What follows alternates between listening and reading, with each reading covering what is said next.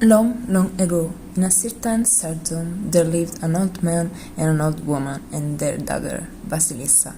They had only a small hut for a home, but their life was a peaceful and a happy one.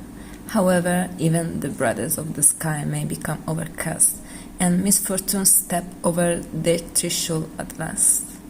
The old woman fell gravely ill, and, feeling that her hand was near, she called Vassilissa to her bedside, gave her a little doll and said, "Do as I tell you, my child. Take good care of this little doll and never show it to anyone.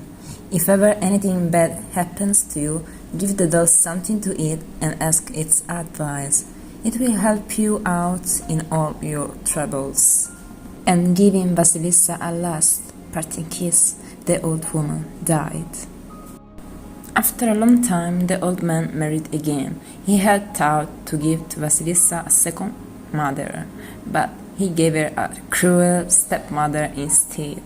This stepmother had two daughters of her own, two of the most spiteful, mean, and hard-to-please young women that ever lived. This stepmother loved them dearly and always kissing and cuddling them, but she nagged at Vassilissa and never let her have a moment of peace. Vassilissa felt very unhappy for her stepmother and sister, scolding her and making her work beyond her strength. "Come, Vassilissa! Where are you, Vassilissa? Fetch the wood, don't be slow. Start a fire, mix it out, wash the plates, milk the cow, scrub the floor. Hurry now! Work away and don't take all day." Vassilissa did all she was told to do, and it was her little doll that helped Vassilissa in everything. Early in the morning, Vassilissa would milk the cow, and then she would give some milk to the doll and say, "Come, little doll, drink your milk, my dear, and I'll pour out all of my troubles in your hair." And the doll would drink the milk and comfort Vassilissa and do all of her work for her. One day, late in the fall, the old man set out from the home and was not expected back from some time. The stepmother and the three sisters were left alone. They sat in the hut, and it was dark outside and raining, and the wind was howling. The hut stood at the edge of a dense forest, and in the forest there lived Baba Jaga, a cunning witch and sly, who got people in the wink of an eye. Now, to each of the three sisters, the stepmother gave some work to do. The first she set to weaving lace, the second to knitting stockings, and Vassilissa to spinning yarn. Then, putting out all the lights in the house except for a single splinter of birds that burned in the corner where the three sisters were working, she went to bed. The splinter crackled and snapped for a time, and then went out. "What to do? It's dark in the hut, and we must work. One of us will have to go to Baba Yaga's house to ask for a light." "I'm not going. I'm making a lace, and my needle is bright enough for me, so I'm knitting stockings, and my two needles are bright for me too." "Vassilissa is the one. She must go for the light. Go to Baba Yaga's house this minute, Vassilissa." They pushed Vassilissa out of the hut.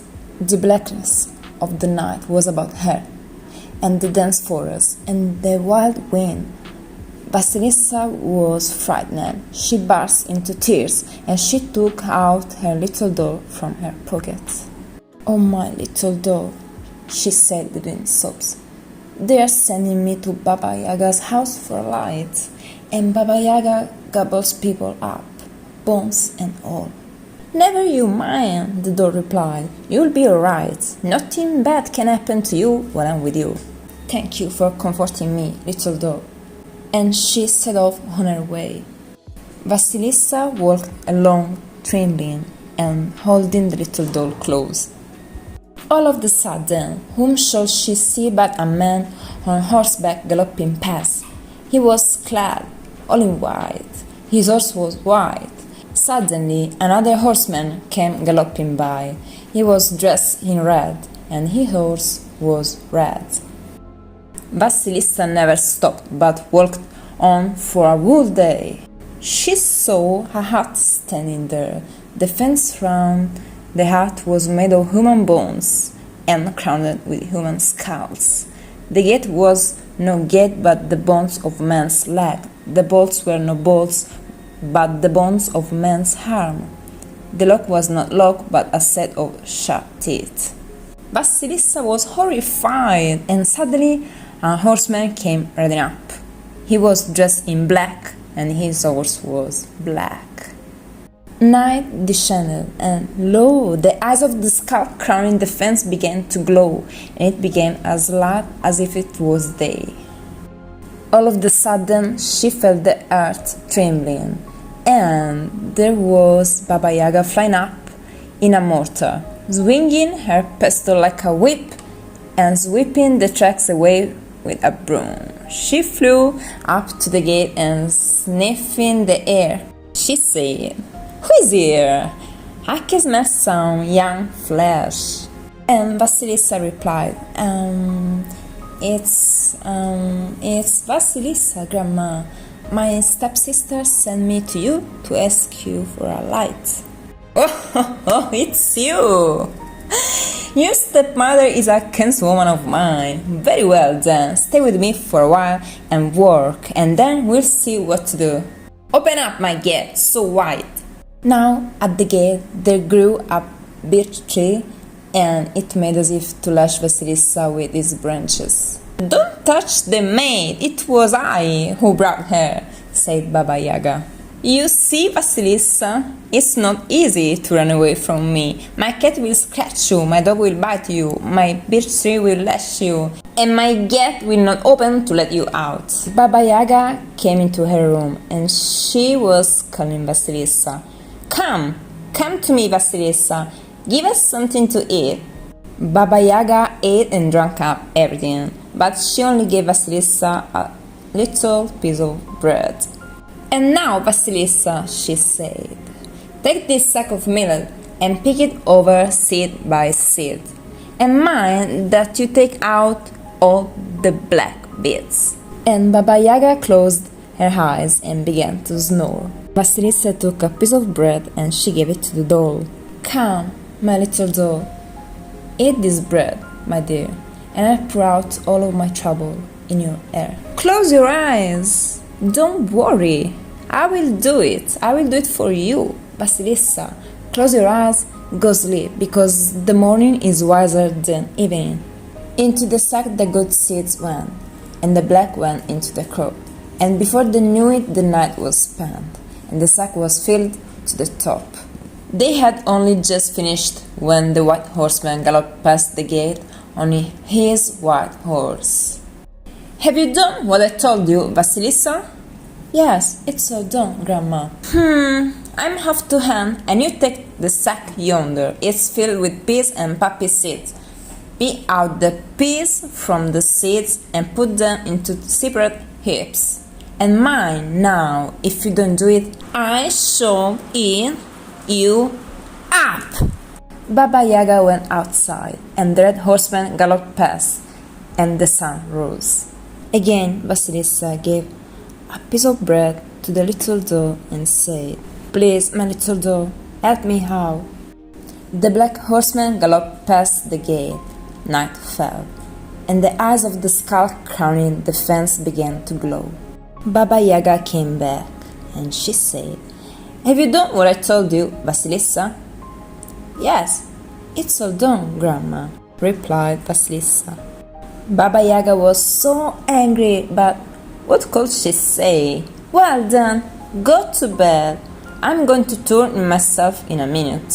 Vassilissa went behind the stove, and she heard Baba Yaga say, "Light the stove and make the fire hot. When I wake up, I shall roast Vassilissa." Vassilissa burst into tears, and taking out her doll, she said, "My little doll, Baba Yaga wants to roast me and to eat me up." And the doll replied to run away without any ado. But Baba Yaga was calling Vassilissa again, one more time, and she said, "Come here, Vassilissa." And when you're lighting the stove, pour the water over the wood so it doesn't not burn the way it should. Here is it, my light for you. Do you want to ask me something before to go away? Yes, Baba Yaga, I want to ask you something about the men and the horses. Won't the 3 horsemen catch me and bring me back? Oh no, replied Baba Yaga.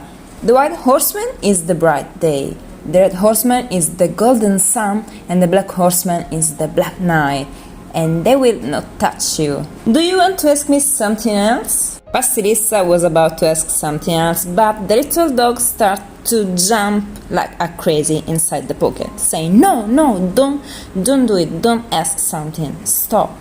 So Vassilissa said, No, it's okay this way, I will just go away. So Baba Yaga said, That's better, because you know why? If you know too much, you will soon grow old. So Vassilissa ran away. The light she held in her hand was nothing more than a skull with fiery eyes.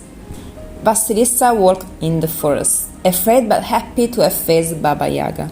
She was very frightened of the skull. The further she went, the more it lit up, so she was tempted to throw it away. Suddenly a voice comes out of the skull. Don't throw me away, don't do it, or you'll be back in the darkness. Keep walking. And so she did. When back home, the sisters and the stepmother was asking Vassilissa, Oh my God, everything okay? We have the light now. Give us the light. How come are you alive? Why are you still here? So the skull looked the 3 women in the eyes and burned them. And Vassilissa was finally free from them forever. What do you think about this fairy tale, guys? I know this is something crazy, and I hope you're enjoying this content.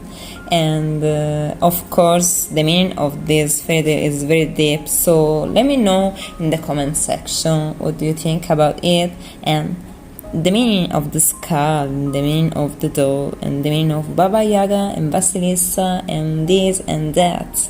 Don't forget to like, to share, and subscribe.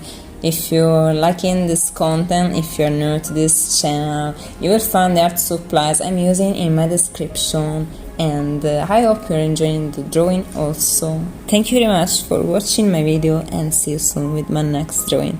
Take care of yourself. Ciao!